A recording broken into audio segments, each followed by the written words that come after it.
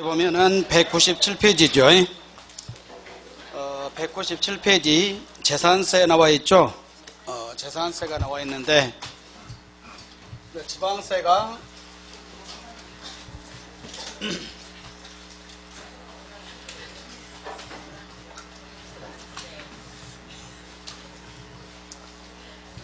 취득세, 등록면허세 두 가지를 공부를 했죠. 두 가지를 했고, 마지막으로 재산세. 여기 보면은 항상 취득세를 생각하고 등록면허세를 하고, 그 다음에 재산세. 지방세에서 세 가지 세목을 중요한 세목으로 공부를 하게 되죠. 세 번째 재산세입니다. 그래서 취득세는 취득에 대한 세금이죠. 등록면허세도 등기 등록을 할 때 내는 세금이니까 권리의 취득이에요. 권리의 취득. 그러나 재산세는 보유세입니다. 그래서 보유 가지고 있는 동안에 내는 세금이 재산세. 취득할 때 낸 것이 아니고 팔 때 낸 것 아니고 취득 보유 양도에서 보유 관련된 조세다 그러죠. 그 지방세 중에서 시군세예요. 시군세, 구세. 알았죠? 시군세, 구세. 그래서 지방세는 도에서 도세냐 시군세냐, 그리고 특별시 광역시에서 특별시 광역시냐 구세냐 그러죠. 근데 거기에서 재산세는 시군 구 그런다. 시군 구. 그럼 먼저 나온 취득세는 뭐라겠습니까? 도, 특별시, 광역시 그랬죠. 도세, 특별시, 광역시세 그랬고, 앞 시간에 등록면허세는 도세, 구세 그랬죠. 도, 구 이렇게 도, 구. 그리고 재산세는 시군, 구 그랬죠. 그래서 세 가지만 그러기 일단 암기를 하면 되고, 그래서 그런 지방세 중에서 이런 특징을 갖고 있는 지방세 그러죠. 거기 그 197페이지 아래 그림에서 보게 되면 제일 위에 보통징수다 그랬죠. 그럼 앞 시간에 취득세 등록면허세는 뭐라겠습니까? 취득세 등록면허세는 신고납부 그랬죠. 그리고 예외적으로 보통징수 그랬고, 근데 저 재산세는 처음부터 보통징수뿐이 없다 이 말이에요. 보통징수만 해당됩니다. 그리고 거기에서 사실상 소유자 그랬죠. 그 형식주의는 앞 시간에 했던 등록면허세만 형식주의고 나머지는 전부 실질과세입니다. 사실상. 그래서 사실주의다 그랬죠. 그 정도로 보고, 그 다음에 저기 뒤로 넘겨서 198페이지 과세요건용 첫 번째 나온 과세 대상물 나와 있죠. 재산세 과세 대상입니다. 그러면 그 제목 과세 대상물 거기만 보고 취득세부터 재산세까지 생각을 하셔야 돼. 그렇습니까? 그래서 취득세부터 재산세까지. 그러면 오늘은 재산세 과세 대상. 토지가 있고 건축물 그리고 주택, 선박, 항공기까지입니다. 재산세 과세 대상은 이와 같이 5가지가 있다 이 말이에요. 그래서 이걸 할 때 지금 재산세 하고 있으니까 하고 취득세 과세 대상을 먼저 알아야 돼. 앞으로는 이제 취득세 과세 대상, 등록면허세 과세 대상, 재산세 과세 대상, 요놈에다 추가로 종합부동산세 과세 대상, 양도소득세 과세 대상 하면 지방세, 국세가 전부 끝나죠. 5가지를 다 할 수 있어야 된다 이 말이에요. 그래서 먼저 나온 취득세 과세 대상은 4가지로 구분했죠.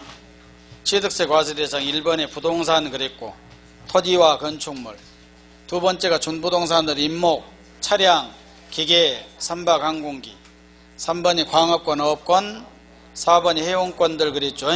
해운권, 골프해운권부터 쭉 써주면 되고, 그리고 두 번째 등록면허세 과세 대상은 앞 시간에 한 대로 항상 등록면허세 그러면 그냥 하면 돼. 설정 등기, 변경 등기, 소멸에 관련된 등기.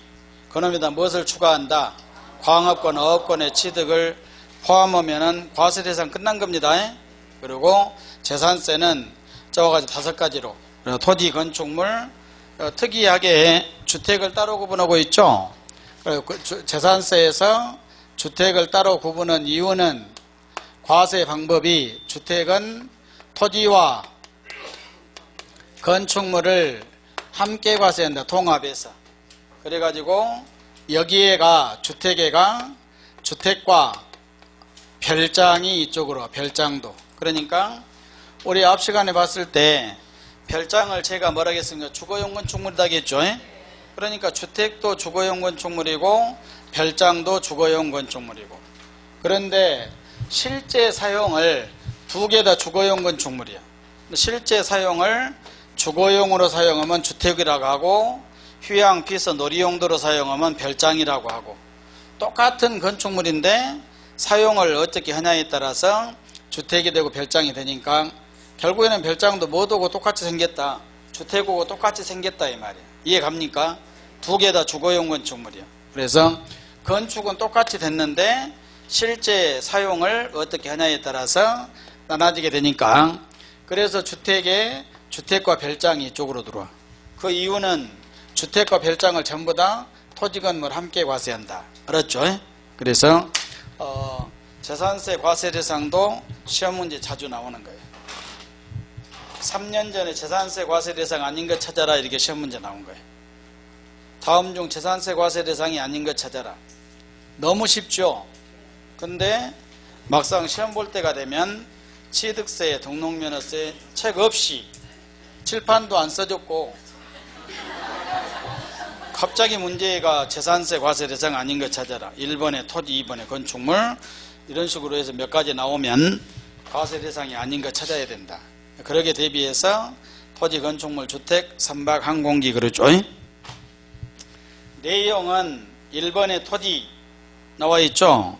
1번의 토지에서 사실상의 토지를 말한다. 2번째 줄에 거기다 밑줄을 긋고 사실상의 토지다. 그리고 2번에 건축물 나와 있죠. 건축물도 마찬가지로 건축물 옆에다가 부대시설물 포함. 건축물에는 부대시설물을 포함합니다. 부대시설을 포함시켜야 된다. 그리고 1번의 토지에서 마지막에 주택은 제외한다 나와 있죠. 거기다 밑줄을 그어놓고 건축물에서도 무엇은 제외한다. 주택은 제외한다. 그 이유는 주택은 3번으로 가게 되니까. 알았죠? 1번의 토지에는 주택의 부수토지는 1번에 안 들어가. 몇 번으로 갑니까? 3번으로. 2번의 건축물에서도 주택의 건축물은 2번에 안 들어가. 과세 대상을 3번으로 구분한다겠죠? 그래서 주택은 토지 건물을 함께 과세한다. 1번에 보면은 주택의 부속 토지 나와 있죠? 경계가 불분명하면 바닥 면적의 몇 배까지입니까? 10배까지. 우리 세법은 경계가 불분명한 바닥 면적이 항상 10배입니다. 그리고 2번에 다가구 주택 나와 있죠? 다가구가 뭐인지 알죠? 다가구. 그래서 다가구, 가구가 많다 이 말이죠. 다구가 많다, 가구가 많다. 그래서 건물 하나에 2가구 이상이 사면 다가구로 세법은 공법대로 그렇게 하지 않으니까 그래 다가구. 그리고 그러니까 세법상으로 보면 단독주택이 거의 없어. 알았습니까? 세법으로 보면 단독주택이 거의 없는 것이다. 예를 들어서 뭐 단독주 여러분들이 다 우리가 보통 단독주택이라고 한 것이 다가구가 될 수가 있다 이 말이에요. 그러니까 순수한 어떤 것만 단독주택으로 봐야 되냐면 세법으로 보면 이런 것만 단독으로 봐야 돼요. 1층 해갖고 부엌 하나, 알았습니까? 부엌 하나, 방 이렇게 해갖고 한 가구만 사용할 수 있도록. 화장실은 2개 있든 어쩌든 간에. 알았죠? 만약에 2가구가 살려면 어때야 됩니까? 부엌이 2개 있어야 돼. 이해 가죠? 그러면 이제 뭐 1층도 임대고 그러고 원룸, 투룸 정도 이렇게 만들어 놨다. 이것도 다가구가 되버려. 1가구, 2가구. 이해 가죠? 세법으로 보면 단독주택은 거의 없는 거예요. 2층은 거의 다 다가구로 봐야 된다. 1층 한 가구, 2층 한 가구 해도. 2층도 뭐 옛날에 이태리식 있죠. 따로 출입구가 따로 없고 한 공간으로 이렇게 쓸 수 있는 거. 그런데 빼놓고는 전부 다가구로 봐야 된다. 오직 한 가구만 살 수 있도록 된 것이 뭐입니까? 단독이라고 하고, 아까 고급 주택 할 때도 단독 다가 공동 나눴죠. 뭐가 공동이냐면 단독은 오직 한 가구만 살 수 있도록 된 것이 단독주택이에요. 거기도 이렇게 나눠졌으면 공동주택으로 들어가야 돼. 두 가구지요. 뭔 말인지 알았죠? 그러니까 세법상은 단독주택이 거의 없거나 이렇게 알면 된다 이 말. 3번에 나와 있는 겸용주택 잘 봅니다. 겸용주택이 쭉 교재를 처음부터 생각을 하셔야 돼. 취득세나 등록면허세는 그런 것 안 배웠죠? 먼저 그걸 알아야 된다. 취득세나 등록면허세는 겸용주택 기준이 없어. 그럼 없으면 어떻게 해야 되냐? 없으면 있는 그대로 써야 돼. 있는 그대로. 알았죠? 그러면 겸용주택이 재산세가 처음 나옵니다. 재산세에서. 그리고 다음에 국세가 뭐 양도소득세 나오고 이렇게 돼. 지방세에서는 겸용주택이 어디뿐이 없다. 재산세만 있다. 그래서 겸용주택 그러니까 주택이 겸용이다. 일부 주택, 일부 점포. 동그라미 1번에 일구의 건물이 주거와 주거유예 용도로 사용되고 있는 경우는 주거용으로 사용되는 면적이 100분의 50 이상이면 주택으로 본다. 그 말은 50% 이상이 주택이면 전부 다 주택으로 본다 이런 뜻이야. 2번에 일동의 건물이 주거와 주거유예 용도로 사용되고 있는 경우는 주거용으로 사용되는 부분만을 주택으로 본다. 면적에 상관없이 주택만 주택으로 본다. 점포는 점포로 본다. 알았죠? 그럼 1번, 2번 구분을 어떻게 해야 되냐? 방법은 이것뿐이 없죠? 1번은 1구, 2번은 1동에 따라서 틀려져. 다른 구분 방법은 없어. 1구의 건물이 일부 주택, 일부 점포. 1동의 건물이 일부 주택, 일부 점포일 때 구분하는 방법. 그러면 1번은 1구로 나오면 반드시 100분의 50% 이상이 나와야 돼. 이 말이 반드시 있어야 되고 2번은 그런 말이 있으면 안 되고 이제 안 보고 그냥 해야 된다 이 말. 알았죠? 1구의 건물이라고 나온 경우 1동의 건물. 이걸 구분하기가 쉽게 하려면 어떻게 하면 되냐? 이걸 좀 생각을 하셔야 돼. 뭔 생각을 해야 되냐면 1구가 뭔 말인지 알아야 되고 동이 뭐인지 알아야 돼. 구동 알죠? 모르는 사람은 자기 아파트를 생각해. 아파트 동이 뭐인지 알죠? 어디 아파트 산다 그러면 너 몇 동에 사냐 이렇게 물어. 몇 동. 그 동이 그 동이야. 알았죠? 그러니까 동이라는 것은 1동 그러면 건물 전체 한 동을 뜻해. 알았습니까? 전체를 할 때 1동 그래. 1구 그러면 이것이 이제 만약에 아파트가 이렇게 있으면 1구는 그 중에 하나를 1구 그래. 1구 이것이. 그러니까 한 동의 건물은 여러 개의 구로 되어 있다. 이해가죠? 그러니까 1구 빨리 읽으면서 1구 그러면 그 중에 하나니까 적은 하나. 1동 그러면 전체. 그러니까 써진 대로 보면 1동의 건물이 여기가 101동이야. 101동 건물이 주거와 주거 외 용도로 쓰여지고 있다. 2층부터 아파트고 1층이 점포고 그러면 한 동이 101동은 저기 101동은 위에는 아파트 주택이고 아래는 점포로 되어 있다 이 말이에요. 일부 주거와 주거 외 용도로 쓰여지고 있다. 이럴 때는 재산세를 과세할 때 어떻게 적용을 해야 되냐? 주택만 주택으로 본다 이 말이에요. 점포는 무엇으로 봅니까? 점포로 본다 이 말입니다. 근데 1구가 101동에 요놈을 내가 분양받아 갖고 내가 사용을 하고 있어. 근데 이렇게 나눠서 이쪽을 주거용으로 쓰고 여기를 사무실로 이렇게 쓰고 그럴 수 있죠. 내 거니까 내가 그렇게 하면 돼. 그럴 때는 한 구가 주거와 주거용도로 쓰여지고 있다. 이럴 때는 빨리 무엇을 봐야 되냐, 주거용으로 사용한 부분이 50% 이상이 된가 안 된가를 봐야 된다. 50% 이상의 주택이면 다 주택으로 재산세를 과세하겠다. 알았죠? 그러니까 항상 공부할 때도 그러니까 앞으로는 그만 있고 1구 그러면 안 보고 뒤에 해야 되고 1동 그러면 안 보고 뒤에를 할 수 있는 그걸 연습을 해야 돼. 이제 보고 있고 따라다니면 안 돼. 알았습니까? 시험 문제 딱 나오면 겸용주택 1구 그러면 확인 들어가고 1동 나오면 확인 들어가고 읽고 따라가면 그럴듯하게 써져 있어. 틀려도. 알았죠? 그래갖고 홀려서 계속 따라가갖고 헤어나지를 못한다. 2번에 뒤로 넘겨서 3박은 내용할 필요 없어.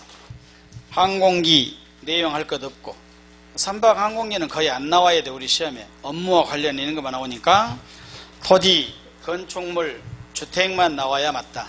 알았죠? 세 가지를 정확히 알고 그 다음에 200페이지 가게 되니까 2절 토지에 대한 재산세 과세 대상 구분 나와 있죠. 그래서 재산세 과세 대상을 토지, 건축물, 주택, 선박, 항공기 그랬는데 5가지였는데 그 중에서 토지를 구체적으로 지금부터 공부를 하셔야 돼요. 토지에 대해서. 그래서 토지를 과세 대상, 재산세 과세 대상은 여기에 보면 종류로 보면 5가지 이것뿐이 안 되죠. 주택에 대한 거 몇 가지 정리하고 이렇게 하면 되는데 그 중에 1번에 토지가 문제예요. 토지를 구체적으로 공부를 좀 더 해야 된다. 그리고 토지를 분리과세 대상 토지, 분리과세 대상.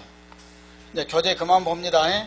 교재 보고 하면 안 돼. 이건 교재를 보면 왜 안 되냐 그러면 교재가 너무 복잡한 이게 써진 거야. 그러니까 그러게 알고 토지 교재에 나와 있는 전체를 이렇게 보면 토지 전체가 앞에 일부 분리과세 대상이 있고 그리고 별도 합산과세 대상이 있고 그리고 종합합산 과세 대상이 있고 종합합산 과세 대상 토지가 있고 세 가지로 나눠진다. 그래서 좌우지간 대한민국에 있는 토지는 재산세 과세 대상이면 토지는 그 중에 분리과세 대상이거나 별도 합산이나 종합합산 셋 중에 하나는 해당돼야 된다 이 말이에요. 이걸 지금부터 구분할 줄 알아야 돼. 그리고 공인중개사가 되면 이걸 꼭 구분할 줄 알아야 되고 재산세는 1번의 토지가 이것이 구분이 안 되면 뒤로 다 안 돼. 여기에 맞춰서 구분이 되어야 세율도 나눠지고 이렇게 되게 되니까. 그 다음에 건축물, 주택, 선박, 항공기는 건축물은 공부할 내용이 거의 없고 그리고 주택이 있죠. 주택은 특별하게 토지 건축을 함께 과세하게 되니까 일부 조금 하면 돼요. 그래서 토지의 구분이 문제다 이 말이에요. 이것만 끝나면 뒤에는 재산세에서 지문정리 정도 하면 끝나게 되니까 그래서 재산세는 여기 이거의 문제입니다. 1번에 분리과세 대상 그랬죠. 셋 중에 하나는 해당돼야 되는데 분리과세 대상은 재산세 토지를 이것만 따로 분리해서 과세한다. 그리고 별도 합산이나 종합합산은 합산과세를 한다. 이런 그러니까 토지가 크게 이렇게 나눠져. 합산과세와 개별과세 이렇게 나눠져. 이 두 개는 합산과세고 분리과세는 합산 아니지요.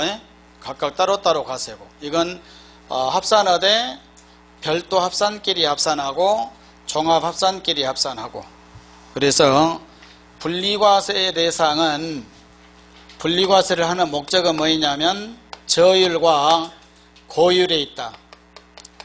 저율은 세금을 적게 해주기 위해서 고율은 세금을 많이 내도록 하기 위해서 한다. 분리과세를 하는 목적은 저율과 고율에 있는 거예요. 자꾸 이걸 봐야 돼. 그러면 저율은 세금을 적게 내게 해주니까 세제 혜택을 주려고 온 것이고, 고율은 어쩝니까? 세제 혜택이 아니라 이거 세금을 많이 내도록 토지를 못 가지고 있게 하기 위해서 한 것이 고율이야. 알았죠? 그러니까 장려한 것이 저율이고 못 가지게 한 것이 고율이고, 그래도 가지고 싶으면 세금 많이 내고 가져라 이 말이에요. 그래서 저율 낮다. 낮은 것은 0.07%예요. 그리고 0.2%. 세율도 어차피 외워야 되니까 저율 두 가지 암기하고 0.07%죠. 그보다 조금 높은 0.2%. 저율에서 가장 낮은 0.07%가 농지, 목장용지, 임야. 교재 볼 필요 없다겠죠. 교재 안 봐도 알았죠? 저율 그러면 뭔 말인지 알고, 0.07% 그러면 뭔 말인지 알고, 농지 그러면 알고, 목장용지, 임야. 그래서 종류 정도는 기억을 하고 있어야 된다 이 말이에요. 자꾸 이걸 연습을 해야 돼. 그리고 0.2%는 토지 중 공장용지로 사용한 것이 0.2%. 공장용지로 사용이 되면 끝났죠. 저율은. 그리고 고율은 세율이 높다. 4%. 4%죠. 왜 4%냐? 사치성이니까. 사치성 들어가면 다 사요. 그래서 사치성 재산에 해당되는, 근데 얘가 두 가지뿐이 아니야. 별장은 이쪽으로 갔죠? 그럼 여기 올 수 없고, 골프장의 토지, 항상 골프장의 토지 그랬죠? 항상 사치성의 골프장은 해원제다겠죠? 해원제 골프장. 그리고 고급 오락장, 고급 오락장의 부속 토지. 그러면 골프장, 고급 오락장 맞죠? 고급 주택은 주택 쪽으로 들어가. 여기에 고급 주택이 주택 쪽으로, 고급 주택이 이쪽에 포함된다. 그 다음에 고급 선박은 토지가 해당이 안 돼. 선박은 바다에 떠 있죠. 토지하고 관련이 없어. 그래서 네 가지가 토지가 관련이 있게 되는데, 그 중에서 두 가지는 주택 쪽으로 갔고, 두 가지가 이쪽으로 왔고, 그래서 여기까지가 분리과세입니다. 이걸 자꾸 안 보고 할 수 있도록 연습을 하셔야 된다 이 말이야. 시험 문제 쉽게 나오면 여기까지뿐이 안 나와. 분리과세 대상 토지가 아닌 것 찾아라. 1번에 농지, 2번에 목장용지, 3번에 공장용지, 4번에 골프장의 토지, 고급 오락장의 토지. 알았죠? 저율이든 고율이든 다 분리과세가 되게 된다 이 말. 그 다음에 별도 합산은 일반 사업용 건축물의 부속 토지, 사업용 건축물의 부속 토지. 건축물은 사업용 건물이 있고 주거용 건물이 있고 용도에 따라 다양하지요. 그래서 주거용 빼면 거의 사업용에 해당돼. 학원도 사업용 건축물, 이 앞에 건물도 사업용 건축물, 저기는 장례식장도 사업용 건축물. 알았죠? 그래서 크게 두 종류로 나온다고 하면 주거용 건축물, 사업용 건축물. 알았죠? 주거용도냐 일반 업무용으로 사용되냐, 이렇게 두 가지로 나눠지게 되는데, 주거용이 아닌, 주거용은 주택 쪽으로 이쪽으로 갔으니까 빼고, 그러면 사실 주택 빼고는 다 이쪽으로 와야 돼. 주거용 건축물의, 사업용 건축물의 부속 토지. 그 중에서 이제 이런 것들, 분리과세 대상에 들어간 것들 빼고, 그러고 사업용 건축물의 부속 토지가 이쪽으로 다 들어온다. 전체를 한꺼번에 이렇게 보고 구분을 해야 된다 이 말. 그리고 종합합산은 첫 번째 나와 있는 분리과세, 두 번째 별도합산을 제외하면 전부 다 뭐가 되냐? 종합합산이 된다. 그래서 종류가 가장 많은 것이 종합합산, 종류가 그래도 적은 것이 분리과세 대상 별도합산. 종류가 적은 걸 외워야 돼. 분리과세 대상 암기하고 별도합산을 암기하면 나머지가 전부 토지가 뭐야 됩니까? 종합합산 토지가 된다 그랬죠. 그래서 시험 문제에서 이 구분한 것이 시험 볼 때마다 나와. 알았죠? 분리과세냐 별도합산이냐 종합합산이냐. 만약에 요 구분이 안 되면 뭔 문제가 생기냐면 재산세도 안 되고 다음에 종합부동산세까지도 안 되는 거예요. 알았죠? 보유세가 아예 안 되버려. 이것이 안 되면. 그러니까 이 구분한 것을 모르면 안 된다 이 말이에요. 시험 문제에서 반드시 꼭 이걸 물어보고. 그러니까 항상 재산세 토지 그러면 분리과세 별도합산 종합합산. 분리과세 저율 고율. 저율의 0.07% 0.2% 고율 4% 그랬죠. 그래서 저율 0.07% 가장 낮은 세율에 농지, 목장용지, 임야 생산성이 가장 낮으니까 그 다음에 0.2%는 공장용지죠. 그리고 사치성 두 가지 4% 그리고 별도합산 그러면 이런 주택 빼고 사업용 건축물의 부속 토지다. 그러면 나머지가 종합합산. 그래서 종류는 다 끝났죠. 이걸 먼저 연습을 해야 돼. 그럼 공부는 단계적으로 먼저 여기까지 정리를 하고 시험 문제는 쉽게 나오면 종류 정도 물어볼 때는 여기서 끝나볼 수도 있어. 그러니까 공부를 하는 요령은 항상 기본하고 기본이 됐으면 세부적인 내용 들어가고 이렇게 해야 된다. 기본이 안 된 사람은 계속 기본만 하고 있어야 돼. 근데 기본이 안 됐는데 내용 들어가니까 어떤 문제가 생기냐. 지금 무엇을 열심히 하고 있는데 뭐 한지를 잘 몰랍니다. 지금 아마 그런 상태가 많을 거예요. 그러냐면 공부를 지금 해서 교재를 뭐 두세 번 배웠지만 아직 정리될 상태는 아니야. 그러니까 열심히 무엇을 하고 있는데 이거 뭐 시험에 합격할 수 있을 건가 궁금하지요. 그래갖고 이걸 내가 지금 잘하고 있는가 잘못하고 있는가 그러게 하는데 잘하고 있는 거예요. 과정이 그렇게 거쳐야 돼. 그러고 좌우지간 시간 허락한 데까지 반복해서 보고 7월달이 되면 공부가 됐든 안 됐든 문제풀이 들어갈 거고 공부가 좀 덜 돼도 문제풀이 들어가도 상관없습니다. 알았습니까? 네, 제 날짜가 정해졌으니까 6월 30일까지는 최대한으로 이걸 연습한 데까지 하고 많이 된 사람 많이 적게 된 대로 7월 1일이 되면 됐든 안 됐든 필요 없어. 이제 다 똑같이 취급하고 문제 위주로 간다. 알았죠? 그리고 진짜 중요한 것은 문제풀이가 중요해요. 근데 문제풀이를 하려면 기본은 알아야 돼. 토지 그러면 분리과세 별도합산 종합합산 종류 정도는 알고 있어야 돼. 이것도 안 된 사람한테 막 분리과세가 아닌 거 찾아라. 문제 아무리 풀어 필요 없죠. 이게 기본 좀만 되어야 되니까 세부적인 내용은 잘 모르더라도 기본은 돼야 돼.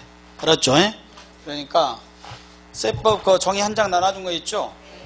그거 보고 계속 연습을 하시라고. 안 된 사람은 세법이 어려우면 진짜로 지금부터 6월 말까지 하루에 한 번씩 읽어. 그냥 뭐인지 몰라도. 알았죠? 그렇게 하다가 보면 정리가 돼. 그러면 문제풀이 하면 끝난다. 자, 여기 보시고 여기서부터 하나하나 내가 세부적인 내용을 할 테니까 세부적인 내용은 다 알고 있는 거야. 그래서 이해만 하시면 돼. 자, 농지. 첫 번째 농지 나와 있죠? 농지 그러면 분리과세 대상 0.07%다. 이건 알아야 된다. 모든 농지가 농지면 다 0.07% 그러는 것이 아니고 농지도 구분을 해야 돼. 농지를 내가 편의상 개인 소유 농지, 법인 소유 농지, 종중 소유 농지 이렇게 나눈다. 개인 소유 농지가 뭐 말인지 알죠? 법인 소유, 법인이 가지고 있고 그리고 종중 소유 그러죠. 여러분들이 기본적으로 법인은 원칙적으로 하면 농지를 가질 수가 있습니까? 없습니까? 법인은 농지를 가질 수가 있다 없다? 먼저 그걸 알아야 돼. 등기법도 배우고 이렇게 한 사람들이 법인은 농지를 가질 수가 없어. 먼저 그걸 알아야 된다. 농지법 배우죠. 농지는 아무나 소유할 수 없지요. 그래 법인은 농지를 가질 수 없는 것이 뭐냐면 법인은 사람이 아니에요. 알았습니까? 그러니까 법인은 다만 이제 법인 중에서 영농을 목적으로 하는 법인이 있죠. 그 사람 거기만 농지를 가질 수 있고, 그러니까 그럼 우리나라의 법인 그러면 영농을 목적으로 하는 법인이 많습니까? 영농이 아닌 뭐 제조나 일반 법인이 많습니까? 일반 법인이에요. 거의 다. 여기 도시에 있는 법인은 거의 일반 법인. 영농 법인 몇 개 안 되죠. 그러니까 그렇게 딱 이해를 하시면 돼요. 먼저 그러면 그것부터 구분을 해야 된다. 그러니까 농지는 대부분이 개인이 갖고 있어요. 영농을 목적으로. 그래서 개인 소유 농지는 대부분이 농지로 분리과세가 되고, 법인 소유 농지는 대부분이 다 분리과세 없어.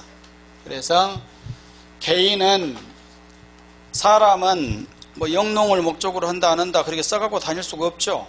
개인은 가서 농사지면 영농을 목적으로 한 것이고, 도시에 살고 있으면 아닌 것이고, 그래서 개인 소유는 첫째 지역이, 농지는 도시지역 밖에 있어야 된다 이 말이에요. 이해 갑니까? 농지는 도시지역 밖에 있어야 돼. 농지는 도시지역 내에 있어야 된다 그러면 안 된다 이 말이에요. 알았습니까? 그냥 도시의 목적은 영농 목적 아니죠. 투기를 생각한 사람은 농지가 도시에 있어야 되는데 그래야 가격이 높고 돈이 되고 이렇게 하는데 왜 저렇게 한다냐 이렇게 하면 안 된다. 공부는 투기가 아닙니다. 시험 볼 때까지는 이론적으로 그렇게 생각을 해요. 농지는 도시지역 밖에 있어야 된다. 예외적으로 공법에서 배운 대로 도시지역 내에서는 개발제한구역이나 녹지지역만 해당돼. 이해 갑니까? 개발제한구역이 뭔지 알죠? 도시의 목적은 영농 목적이 아니지만 개발제한구역 녹지지역은 그대로 보존돼야 되니까 거기에 농지는 농지채로 있으면 농지로 인정해 주겠다. 그래서 개발제한구역 녹지지역만 해당되고, 이런 지역의 농지로 지역이 해당돼야 되고, 사실상 영농 목적으로 사용이 되면 이걸 분리과세를 해줘. 세 가지 요건, 두 가지를 갖춰야 돼. 지역이 여기에 해당돼야 되고, 사실상 영농 목적으로 사용이 돼야 되고, 여기를 잘 보면 작용을 해야 되냐 안 해야 되냐. 작용해야 된다고 써졌습니까? 안 써져 있죠. 사실상 영농 목적으로 사용만 되면 돼. 작용은 안 해도, 그래서 작용은 안 해도 된다 이 말이에요. 옛날에는 자기가 직접 경작을 해야 분리과세, 자기가 직접 경작 안 하면 분리과세 아니었습니다. 지금은 완화해서 자기가 직접 경작 안 해도 농지로 사용만 되면 분리과세 대상 농지. 그래서 개인 소유 농지 끝났습니다. 이것만 연습을 하면 돼. 알았습니까? 개인 소유 농지는 지역은 이 지역이어야 되고 사실상 사용만 되면 분리과세. 법인 소유 농지는 원칙적으로 종합합산이다. 여기에 들어가.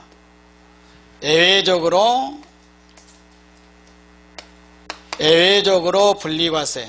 이 말은 예외적으로 분리과세다. 그 말은 법인 소유 농지는 대부분이 종합합산이 돼 일부가 조금 분리과세가 될 수가 있다. 그래, 법인 소유 농지는 분리과세가 될 수 있는 것이 법인 중에서 무슨 법인만? 영농을 목적으로 하는 법인이겠죠. 그래서 법인 중 영농을 목적으로 하는 법인이 뭐냐면 농업회사예요. 농업회사. 농업회사 법인. 알았죠?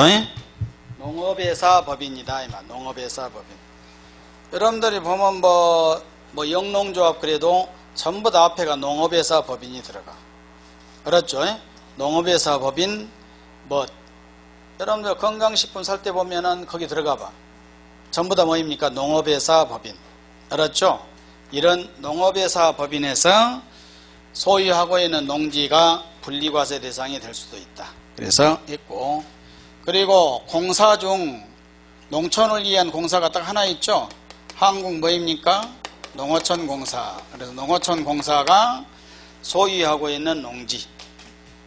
이런 것뿐이 없어. 그래서 대부분 1번이어야 되되 농어촌 공사가 농촌을 위해서 가지고 있는 그 농지, 그리고 사회복지법인. 사회복지법인 있죠? 근데 여기는 사회복지법인은 비영리죠. 사회복지법인에서 이런 경우에만 자가 소비용으로.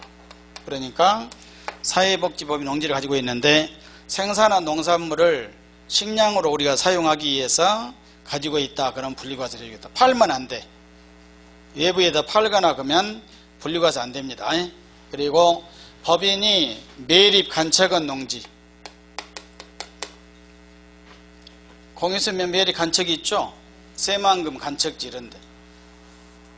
그래가지고 여기도 매립 간척은 농지로 사실상 영농 목적으로 사용이 되면 이런 경우는 분리과세를 해주겠다. 그래서 여기도 사실상 영농 목적으로 사용이 돼야 됩니다. 그런 경우만 분리과세가 돼. 그래서 네 가지를 그냥 외우지 말고 법인 중 농업회사 법인 정도는 알고 있어야 돼. 그렇죠? 영농을 목적으로 하는 법인, 농업회사 법인. 그리고 한국농어촌공사.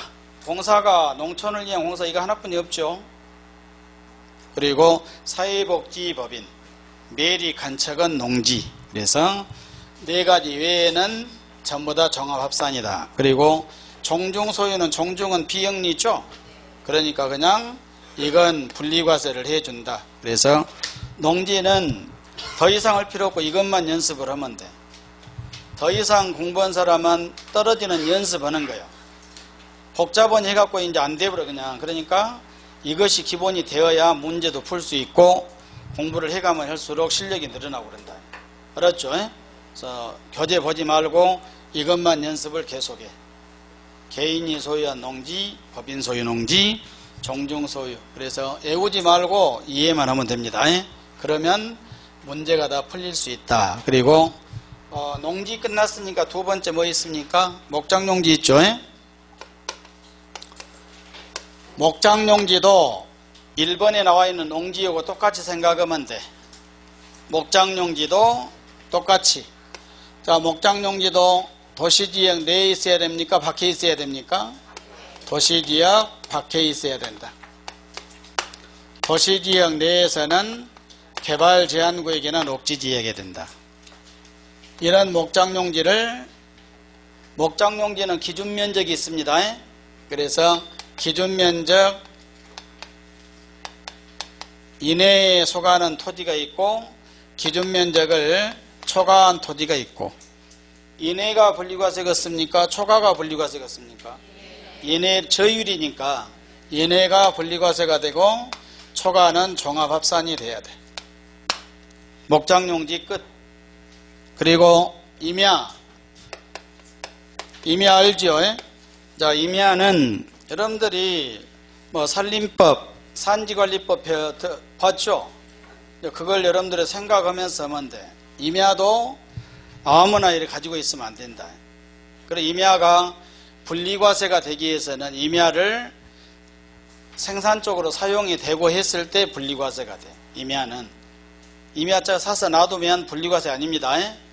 어떤 경우냐 그러면 산림 경영 계획 인가를 받아 실행 중에 있는 이런 임야 이것을 분리과세가 되게 된다. 산지관리법에 의한 산림경영계획 인가를 받아서 실행 중에 있는 임야. 여기서 말이 길죠? 다 할 필요 없어. 그냥 임야는 인가 받아갖고 인가 받아서 나무 심고 해야 실행하고 있어야 분리과세가 되게 된다. 알았죠? 이것도 어디는 해당 안 되냐? 도시지역 내는 해당 안 돼. 도시지역 내는 이것도 제외되고 도시지역 밖에 있어야 돼. 그래서 임야는 이런 임야. 그러니까 여러분들이 가지고 있는 임야를 어떤 경우 임야를 사용하고 있다고 보냐면 인가 받아갖고 할 때만 해당돼. 알았죠? 그렇지 않으면 사용하고 있는 임야가 아니다. 그리고 지정된 임야 지정 알죠? 어떤 형태로든 지정이 되어 있다. 그래서 임야가 상수원 보호구로 지정이 됐다, 무엇으로 지정이 됐다, 개발 제한 지정이 되어 있다, 어떤 형태로든 지정된 임야는 분리과세를 해주겠다. 지정의 종류는 외울 필요 없고, 그리고 임야 세 번째로 종중소유. 종중소유는 비영리니까 그냥 분리과세를 해주겠다. 됐죠? 그래서 임야를 이와 같이 세 가지로 구분을 해서 이 정도만 알고 있으면 돼. 문제가 다 풀 수 있다 이 말이야. 그래서 농지, 목장용지, 임야 끝났죠? 그 다음에 공장용지. 공장으로 사용된 토지는 공장용지도, 자, 공장은 지역을 구분합니다. 어떻게 하냐? 시지역이냐, 그렇지 않으면 군지역이냐, 이렇게 나눠. 시지역이냐, 군지역이냐. 시지역과 군지역을 나누는 이유는, 시지역은 도시죠. 군지역은 도시가 아니죠. 그래서 시지역, 도시에서 도시의 공장은 어디서 해야 됩니까? 광주광역시 공장을 어디서 해야 됩니까? 산업단지에서 해야 돼. 외우지 말고 이해를 하시라고. 산업단지에서 해야 된다. 산업단지가 아니면 유치지역, 특별법에 의한 유치지역, 그리고 공업지역, 이런 지역에서 공장을 할 수 있고, 그래서 이런 지역 내에서 한 사람, 이런 지역이 아닌 밖에서 한 사람으로 이렇게 나눠. 그러면 도시의 공장을 산업단지 내에서 여기서 해야 혜택을 주겠죠. 산업단지가 아닌 데서 공장한 사람은 혜택 주면 안 돼. 세금을 혜택 주면 안 된다. 저율을 적용하려면 내에서 한 사람, 도시에는 내에서도 공장은 기준면적이 있습니다. 기준면적 이내가 있고 초과가 있고, 이 네 가지만 분리과세가 되고 초과한 것은 종합합산으로 가고, 그리고 도시에서 산업단지가 아닌 지역에서 공장을 하게 되면 이 사람은 분리과세 저율은 없고, 그럼 어디로 가야 되냐? 그러면 공장은 사업용이죠. 사업용. 그러니까 사업용 공장 건축물의 부속 토지, 공장 건축물의 부속 토지는 사업용 건축물의 부속 토지니까 별도 합산으로 가. 2번의 별도 합산 쪽으로. 그리고 공장 건축물의 부속 토지도 건축물의 부속 토지 중 초과한 토지는 종합 합산으로 간다. 그리고 군지역에서, 군은 도시 아니죠. 군지역은 전지역에서 모든 지역이 다 해당되고, 군지역은 기준면적 이내, 기준면적 초과, 기준면적 이내가 있고 기준면적 초과가 있는데, 기준면적 이내까지는 분리과세가 되고 초과는 종합합산으로 이렇게 분류돼. 그래서 이와 같이 이해를 하고 분류를 해주면 되죠. 암기는 특별히 외우지 말고, 그래서 암기는 나중에 하다가 보면 전체적으로 이렇게 보다가 보니까 초과는 다 어디에 들어갑니까? 초과는 종합으로 다 넣으면 돼. 그럼 초과 둘 중에서 하나가 다 끝나본 거예요. 초과 다 끝났으니까 이내는 어디로 가고? 분리과세로 가고. 다 안 가고 연원만 안 가지요. 그러니까 나중에 이것만 따로 빼고 이렇게 이내 분리 초과는 종합 이렇게 해주면 된다 이 말. 알았습니까? 그래서 앞에를 잘 구분해야 되고, 공장용지까지죠. 공장용지나 이런 것들이 시험 볼 때마다 나와. 근데 올해 시험 문제에서 시지역이 나올지 군지역이 나올지, 시지역에서도 산업단지 내가 나올지 밖에가 나올지, 내에서도 이내가 나올지 초과가 나올지. 알았죠? 그러니까 지문이 그래서 여러 개로 바꿔진 거예요. 다 아무리만 해도 이 속에 다 들어간다. 그러니까 이걸 갖고 자꾸 연습을 해야 됩니다. 그래서 여기에 나와 있는 저율이 다 끝났고, 고율은 세율이 높으니까 이건 구분할 필요 없어. 해원제 골프장이면 전체가 다 4%, 그리고 고급 오락장으로 사용된 토지도 전부가 다 4%가 다 적용이 된다. 그래서 4% 고율은 종류만 알고 있으면 되죠. 그래서 분리과세 대상이 구체적인 내용까지 다 끝난 겁니다. 우리 교재 보게 되면 201페이지, 2페이지 그것들이 쭉 어디까지 나와 있냐면 지금 210페이지 위에까지 끝난 거예요. 그 많은 내용을 간단히 정리했죠. 그러게 꼭 정리를 하고, 그 다음에 210페이지 아래 3번에 별도합산 토지 나와 있죠. 먼저 별도합산은 종류부터 사업용 건축물의 부속 토지, 별도합산 나오면 사업용 건축물의 부속 토지다. 예를 들어서 학원 건물은 사업용 건물이니까 아래 땅은 별도합산이 된다 이 말이에요. 별도합산 됐죠? 그러게 되는데 저기 211페이지 2번 별도합산 과세 대상 토지에서 제외되는 토지, 제외다 밑줄을 긋고 사업용 건축물이라 하더라도 별도합산이 아니다. 1번, 2번, 3번, 4번 나와 있죠. 여러분들이 봐야 될 것은 3, 4만 보면 돼. 1번, 2번 X하고. 알았습니까? 3, 4. 그래서 3번이 뭐냐면 가액 미달. 4번이 무허가 건축물의 부속 토지. 됐죠? 3번이 건축물의 시가 표준액이, 건물 시가 표준액이 토지의 시가 표준액의 100분의 2에 미달하는 건축물의 부속 토지 중 바닥면적을 제외한 토지는 종합합산이다. 그래서 100분의 2는 2%죠. 그리고 2%의 미달, 2%를 꼭 암기를 해야 돼. 그럴 때는 바닥면적을 제외에다 밑줄을 긋고, 여기에 보면 이런 토지에 이런 상가 건물이 있게 되는데 건축물의 시가 표준액이 토지의 시가 표준액에 비해서 100분의 2, 100분의 2는 2%죠. 2%도 못 된다. 그러니까 건물 가격이 너무 낮다 이 말이에요.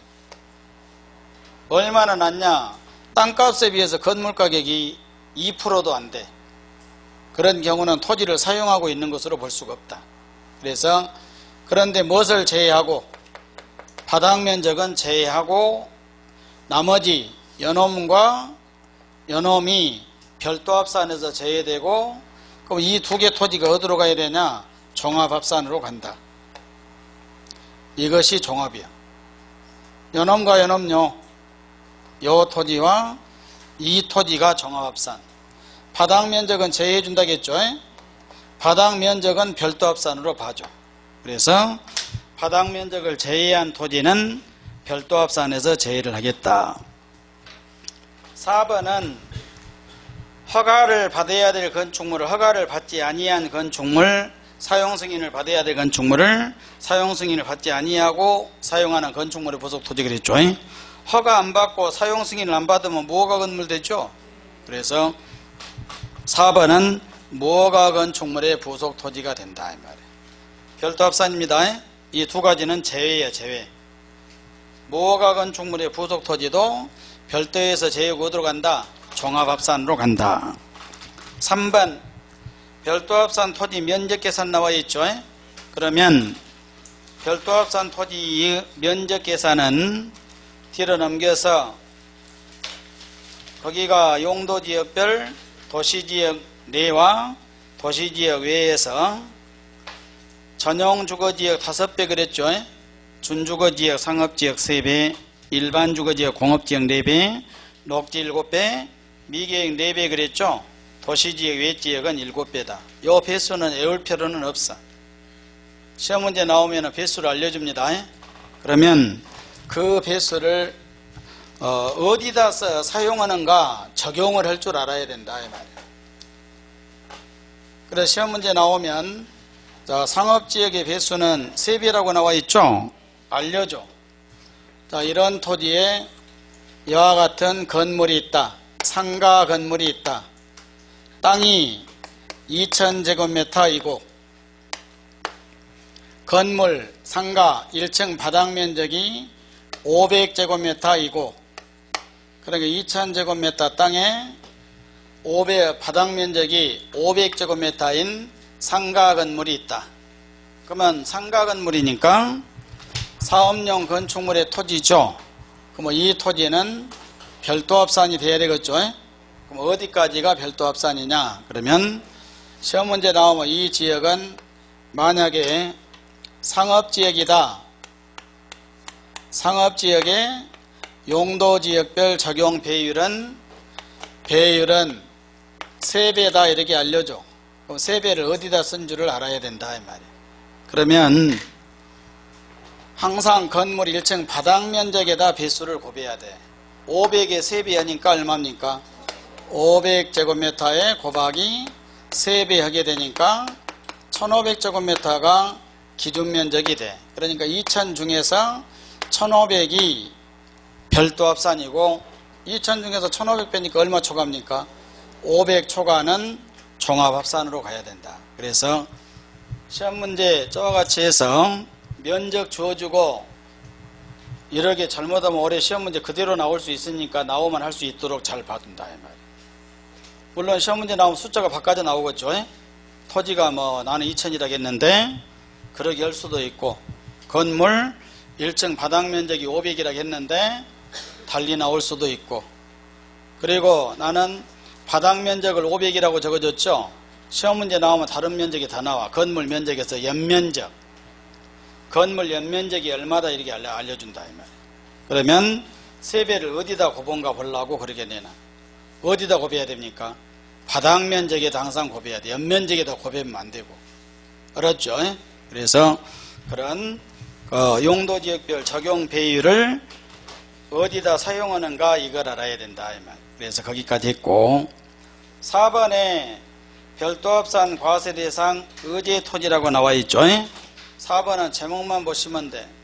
별도합산 항상 의제는 간주한다 이 말이죠. 이런 토지는 별도합산 토지로 간주를 하겠다. 그래 그 옆에다가 뭐라고 써두냐면 나대지를 사업용으로 사용한 경우 나대지를 사업용으로 사용한다. 나대지는 건물 없죠. 건물 없는 나대지를 사업용으로 사용한 경우가 있다 이 말이에요. 특별한 사업의 목적으로. 예를 들면 1번 같은 경우 자동차 운송 사업을 한 사람의 차고용 토지나 이런 것들은 자동차 운송 사업의 차고용 토지는 차고는 건물이 있어야 됩니까? 없어도 됩니까? 없어도 되죠. 그러면 건물이 없지만 사업용으로 사용이 되니까 건물이 있는 것으로 봐주겠다. 1번 2번에 건설기계 대여업이나 이해만 하면 됩니다. 3번에 자동차 운전학원이나 자동차 운전학원도 건물 없죠. 그러나 사업용으로 사용되니까 건물이 있는 것으로 봐주겠다 이 말이에요. 4번의 야적장이나 5번, 6번, 7번 계속 똑같아 전부 다. 성격이 그런 성격을 가진 것으로. 그래서 215페이지 이후에까지. 그래서 별도합산에서 여기에 보면은 사업용 건축물이 있는 토지가 돼야 되되 건물이 없어도 사업용 건축물의 부속 토지로 간주해 준 것 있죠. 의지하는 토지가 있다. 그래서 나대지를 사업용으로 사용한 경우 이런 경우는 건물이 있는 것으로 봐주겠다. 그래서 별도합산은 건물이 있어야 되되 없는 토지도 일부 될 수 있다겠죠. 그러게 제목만 알아두시면 돼. 그래서 사업의 성격상 건물이 없이 하는 사업들. 여기까지가 토지 3가지로 구분을 했죠. 3가지로 구분을 해서 그러면은 토지가 끝나고 건축물 주택 선박 항공기는 공부할 내용이었고 앞에서 했으니까. 그래서 뭐가 끝납니까? 과세 대상이 끝났죠. 토지의 재산세 과세 대상의 토지까지 전부 끝나고 215페이지 가게 되니까 종합합산 과세 대상 토지는 분리과세와 별도합산 빼면 전부 종합이 되겠죠. 별도 종합합산은 따로 공부할 필요가 없어. 그 대신에 무엇을 해야 되냐면 분리과세와 별도합산을 철저히 정리를 해야 된다. 나머지는 다 종합합산이 되게 되니까. 그래서 거기까지 해서 받고 216페이지 과세 대상이 끝나니까 납세 문제 나오죠. 그래서 재산세에서 과세 요건 중 오늘 과세 대상까지 했고 납세 의무자 과세 표준 세율은 연엄에 이어서 다음 시간에 합니다. 오늘은 여기까지 하고 수고하셨습니다.